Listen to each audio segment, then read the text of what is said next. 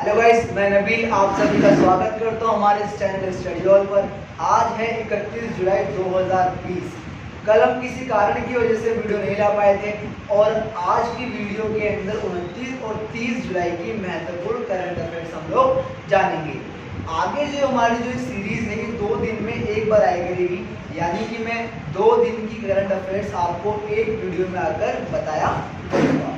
सबसे पहले 29 जुलाई को अंतर्राष्ट्रीय बाघ दिवस मनाया जाता है। इस साल का स्लोगन है the survival is in our hands. 2010 से ये पूरे विश्व के अंदर मनाया जा रहा है। टाइगर का वैज्ञानिक नाम होता है पैंथेरा टिग्रिस। वैज्ञानिक तौर पर इसे पैंथेरा टिग्रिस के नाम से बुलाया जाता है। भारत में टाइगर को बचाने के लिए, टाइगर के संरक्षण के लिए 1973 में प्रोजेक्ट टाइगर लॉन्च किया गया था, जिसके बाद से टाइगर की तादाद भारत में बढ़ती गई। पूरे भारत में मिलाकर 50 से ज़्यादा टाइगर रिजर्व इस समय मौजूद हैं। टाइगरों की सबसे ज़्यादा संख्या वर्तमान समय में मध्य प्रदेश के अंतर्गत है। इसके अलावा भारत में नई शिक्षा नीति को मंजूरी दी गई। इस शिक्षा नीति का ड्राफ्ट पिछली साल दिया गया था हमारे एचआरडी मिनिस्टर रमेश निशांक पोखरियाल को। इस साल इस नीति को लागू कर दिया गया है। 34 साल बाद भारत के अंतर्गत नई शिक्षा नीति को लागू किया गया है। सबसे पहली शिक्षा नीति भारत में 1968 में बनाई गई थी। उसके बाद भारत में दूसरी शिक्षा नीति 1986 में लाई गई, जिसके अंतर्गत 1992 में संशोधन किया गया था। इसके पश्चात अब जो शिक्षा नीति लागू हुई है वो भारत की तीसरी शिक्षा नीति है। एचआरडी मंत्रालय का नाम बदलकर मिनिस्ट्री ऑफ एजुकेशन कर दिया गया है, यानी अब एचआरडी मंत्रालय की जगह मिनिस्ट्री ऑफ एजुकेशन के नाम से इस डिपार्टमेंट को बुलाया जाएगा। फ्रांस से भारत के अंबाला में राफेल की पहली खेप पहुंची। इस विमान को उड़ाने वाले पहले भारतीय खलील अहमद बने, जो जे&के के निवासी है। टिकटॉक के इस्तेमाल पर मिस्र के अंदर 5 महिलाओं को सजाए मौत की सजा सुनाई गई। इसके पश्चात टाइगर सेंसर रिपोर्ट भारत के अंतर्गत प्रकाश जावड़ेकर द्वारा प्रस्तुत की गई। टाइगर सेंसस के अंतर्गत टाइगरों की संख्या पूरे भारत में किस अनुपात में है, कितने टाइगर मौजूद हैं, ये सारी रिपोर्ट टाइगर सेंसस के अंदर बताई गई है। लखनऊ के एक चौराहे का नाम लालाजी टंडन के नाम पर रखा गया है। बीते कुछ दिन पहले जिनकी मृत्यु हो चुकी थी, ये भारत के अंतर्गत मध्य प्रदेश के पूर्व राज्यपाल रह चुके हैं।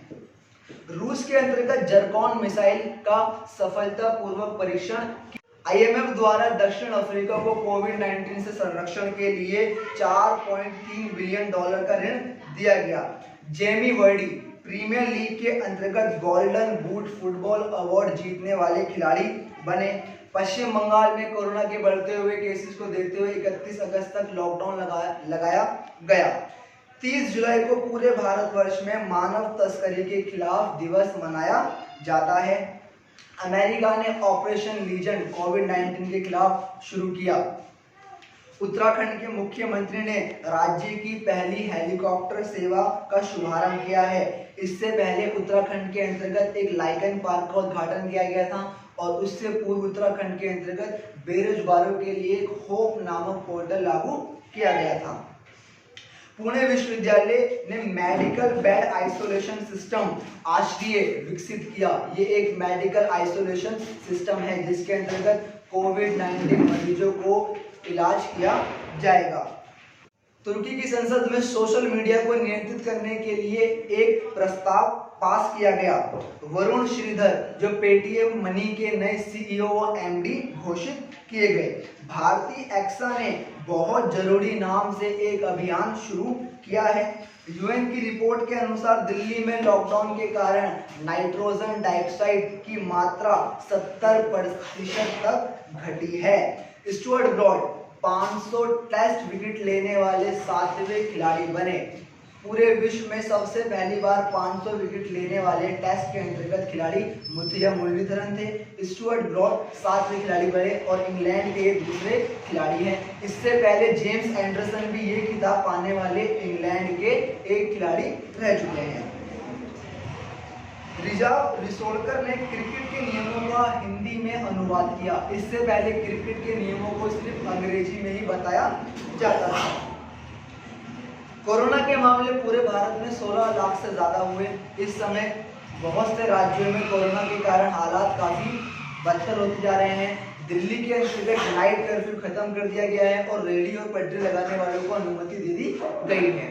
अगर आपको मेरा ये सेशन अच्छा लगता है तो मेरी इस वीडियो को लाइक करें, शेयर करें और हमारे चैनल को ज़्यादा से ज़्यादा सब्सक्राइब करें। मिलते हैं कल की वीडियो में। Thank you so much.